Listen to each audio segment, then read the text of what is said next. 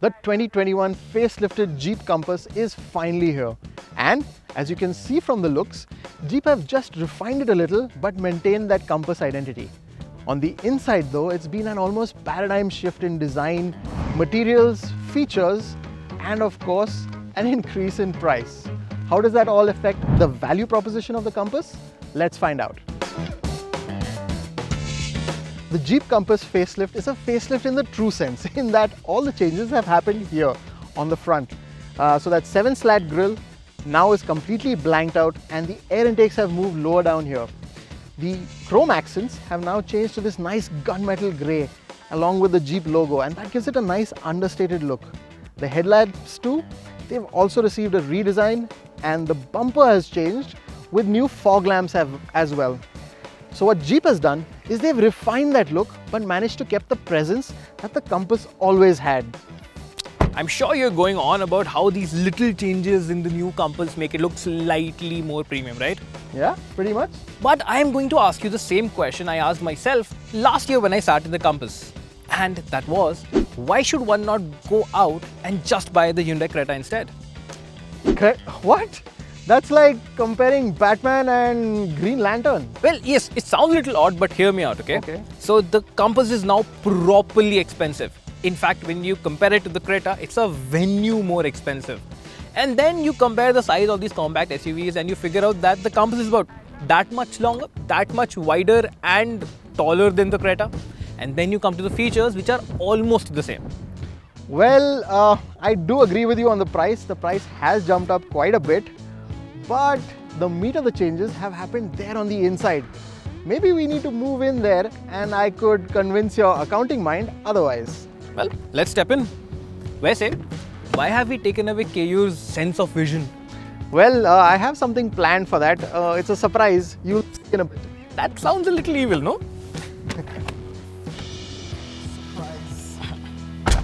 Anji sir, so what I really like about this design is how they've cleaned up everything. So gone are those vertical AC vents that were there earlier, and now the view is dominated by these two nice big color screens. Then of course you have to go to all the materials. So every touch point, the leather wrapped steering wheel, leather on the dash, nice accents, and a soft touch on the top of the dash, door pads everywhere, nice tactile feel to the buttons as well. It really has uplifted this cabin and given it a proper premium feel. Borderline luxury, I would say. Well, I agree with you there that the cabin looks properly premium now. But at 33.5 lakhs, it has to. Alright, fine. You're harping on the price again. But let's talk headlining features then. Yeah? 10.2-inch touchscreen, much crisper display, much faster, quicker interface, and Android Auto, wireless, Apple CarPlay also wireless. Okay, so I have to give you that the display is certainly better, but the Creta also gets a 10.25-inch display, and that is more intuitive than this one. Fine, I'll give you that. Then we come to full color driver information display that's customizable as well. Okay, so this certainly looks better for sure, but the Creta also gets a digital instrument cluster, and the customizable part on this one, not really handy to use when you're driving, right? Yeah, and it's a little bit hard to scroll through the menus as well. So fine, I'll give you that. Okay, next feature, ventilated seats. The Creta gets them, plus you have physical controls to switch them on and off. For you, every time you have to go into this touchscreen and switch them on. Well, yes, I have to admit that's true as well.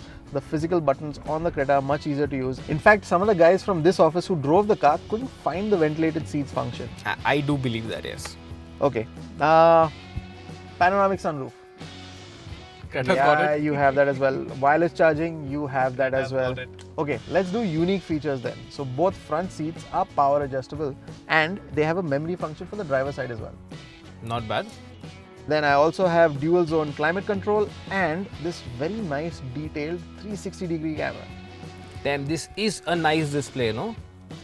But however, if you look at the Creta, the unique features are an air purifier, and I can remotely start my car, switch on the aircon and cool the cabin even before I step in the car, right? And honestly, the unique features on the Creta are much more useful for a compact SUV than the unique features right here. Fine. Well, honestly, this discussion could just go on and on, back and forth. So instead of wasting their time and money, let's do what we came here to do in the first place. And I know just what that is. चलिए शुरू करते हैं space और practicality comparison. No, Nabil, no. You can take the man out of car dekho, but not car dekho out of the man, huh? No. ZigWheels, so today we are here to entertain. Let's go have some fun instead. Let's go. Bigger wheels, wider tires, and active 4x4. There's no way the Creta is going to beat this. All I have to say to that is, this is the first time I am a part of this test and I am really excited. And didn't you say it was supposed to be fun? Why so serious? Fair point. Let's get straight to it. Let's go. No fear! What's coming up? Turn. Not bad. Nice. I think that was quite clean. Yeah, we didn't hit any holes. I don't think so. The Compass completed the 65 kmph run easily. There was a little understeer, but what's commendable is how little body roll there was. And after just missing the last cone, the orange one gets blown over. No fear! Okay, so now the same corner, 65 kmph, and this time it's going to be a little bit more rolly, I think. Is it still going to be fun or scary? I think I'll let you tell me that once we're done. Okay.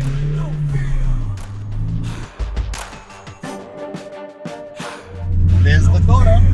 Okay. Please tell me you're going to turn early this time. Please. Oh shit.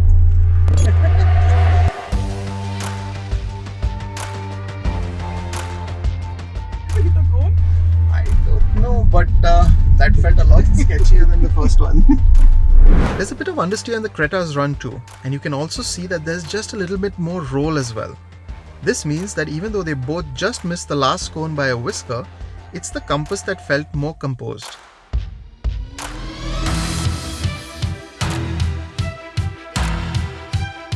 Two-liter engine, 170 horses.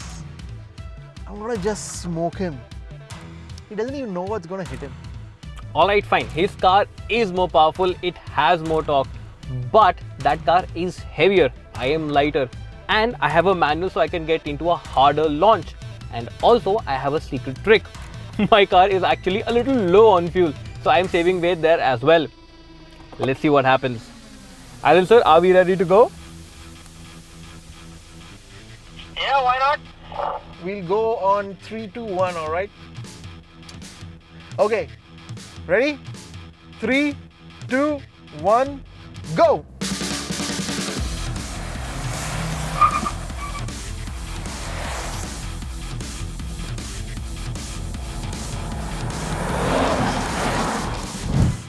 On the day of this drag race, the Creta was a lot closer to the Compass, but the Creta's fuel tank was also almost empty, while the Compass's was nearly 3/4 full. In our official V-Box test figures, both cars were equally weighed down with fuel and driver, and the Compass finished clearly ahead. There are some expectations from the braking test. The Compass is quite a bit heavier, but also has bigger contact patches than the Creta. The Creta is lighter, so is the pre-test favorite, but it's going to be close. A bit of an upset then. It was close, but the Compass stopped shorter than the Creta, both in the 100-0 and 80-0 tests. This is one test we're not really sure about. The Compass is more capable over really bad roads, but it's also been famously heavy riding. And the Creta, on the other hand, does have a rather soft setup, so I'm not sure how it's going to handle the really big bumps. This was close too. From the footage, it's the Compass's cabin that does seem to move around a bit more. But the better suspension setup with independent rear linkage and adaptive dampers makes a difference on the inside of the cabin. It's a lot quieter, more comfortable, and the suspension didn't bottom out as much as in the Creta.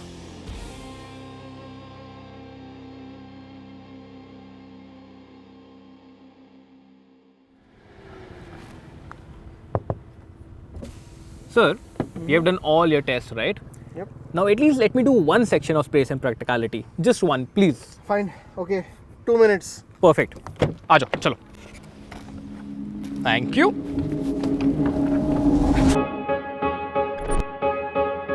Finally, in terms of practicality, the two cabins are actually quite similar. In the center console here, the first thing you have is a large smartphone tray that can accommodate most modern day smartphones. At the back, you have two cup holders, and what Jeep has done very well is that they've given you a slot to accommodate the car key. Behind that, you have a storage underneath the armrest, which in the Compass is a lot deeper than in the Creta. Then we move on to the glove box. In the Compass, you get a nice deep storage, but it's a little narrow. And on the Creta, it's a nice wide storage, but it's not that deep. So it actually depends what kind of space you need for one to be more practical than the other. However, the one on the Creta is cooled, whereas the one in the Jeep is not. And then we come to the front door pockets. So both the Compass and the Creta can accommodate a 1 liter water bottle, and then there is space left for other items like a magazine or your cleaning cloth. Time now to switch to the back seat. Alright, so the first thing that we want to talk about is the ingress and egress. Both cars there are on par.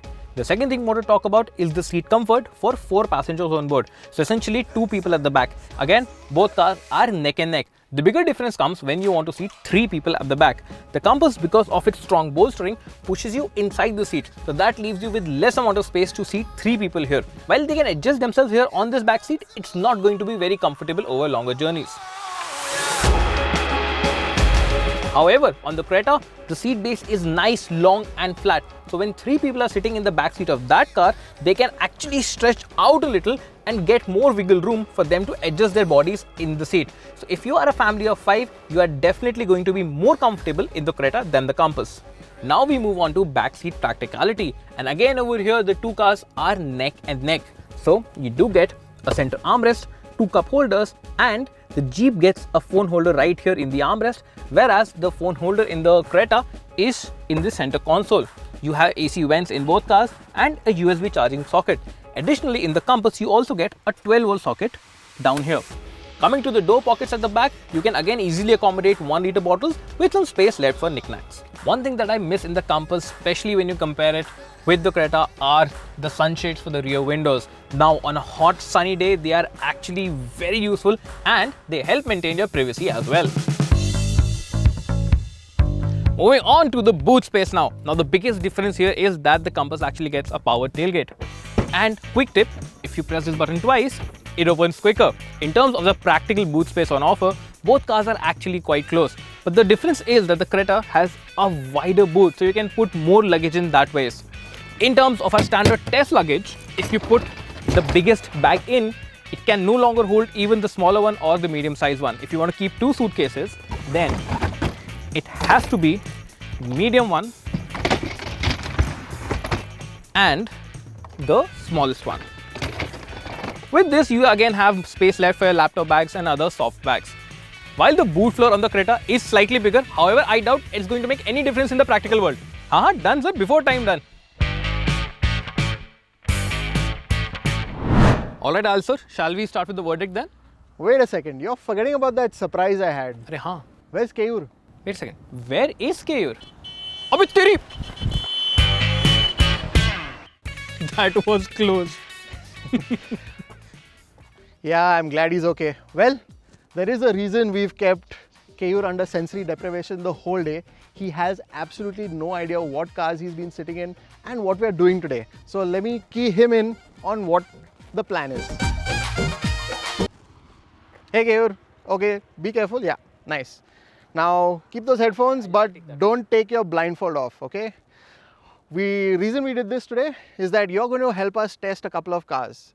And no taking off the blindfold, all you're going to do is tell us how different they feel, okay? So let's go to car number 1. Okay, wait 1 second, let's pull that out of your phone. Feel for the steering wheel. Mind your head, mind your head.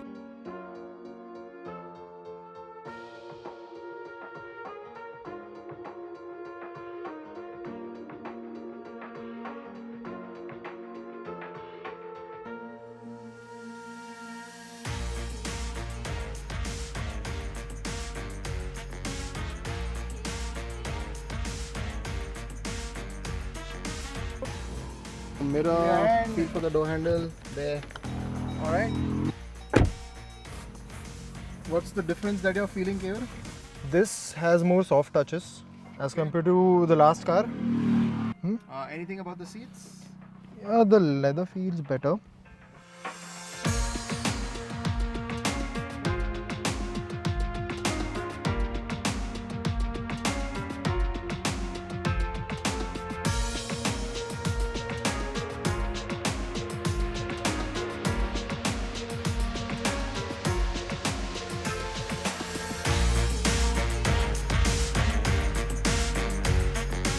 So Keyur, any difference you're feeling between the two cars?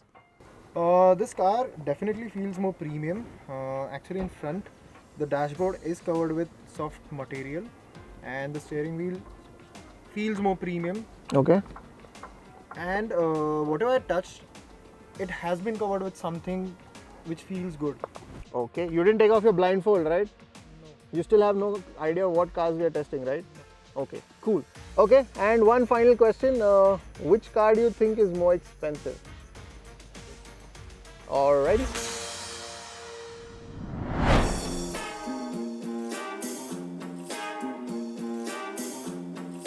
Alright, Alan sir, finally time for the scores. Okay, let's go through the tests that we did. First one was handling, and Jeep was the clear winner there. The second test we did was the drag race, and though the Creta ran it really close on the day in our official V-Box figures, it's a car lengths ahead. The next thing we did was braking test. Again, the Compass was the winner, and in rough roadability as well, it was ahead. I think you can see where this is going, right? Yes, I know what you mean, but when you talk about handling, the Creta was able to hold its own, right? And in terms of acceleration on that day, I ran you very, very close. Braking, I'll give it to you, yes. The Jeep stops more sure-footed, and there is a big difference in stopping distance as well. And then we came on to the rough road ability, where the Creta was also comfortable, if not as much as the Jeep. And then we come to the space and practicality, where the Creta was in fact better for a family of 5 with better space at the back and more comfortable. And then we come to the features. So set to set, the Creta gets almost everything that the Jeep has at a much lower price tag. Nabil, I think you're forgetting about the blind test that we did, right? And I think that clearly proved that there's a big step in premiumness from this to that. My problem with that is we can't really quantify how much more the premium should command, no? Wait, I think we can. Just give me a second. Keyur! Yes? You've sat in practically every car we've tested, right? Luxury or otherwise? Yeah. Okay, so can you put a price on the premium between the Compass and the Creta? 5 lakhs. There you go.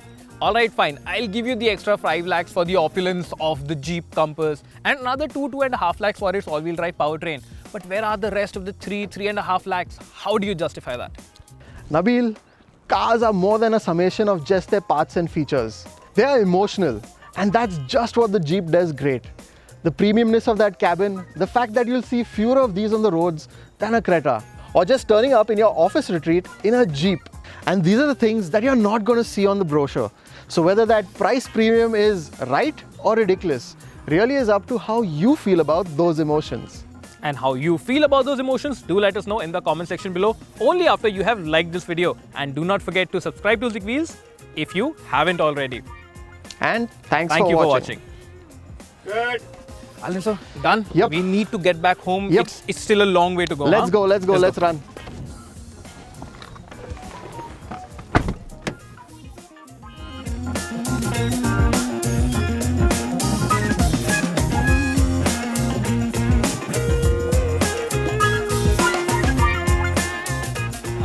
That is not a road. I can't follow you there.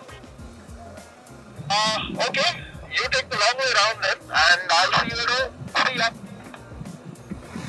Well played.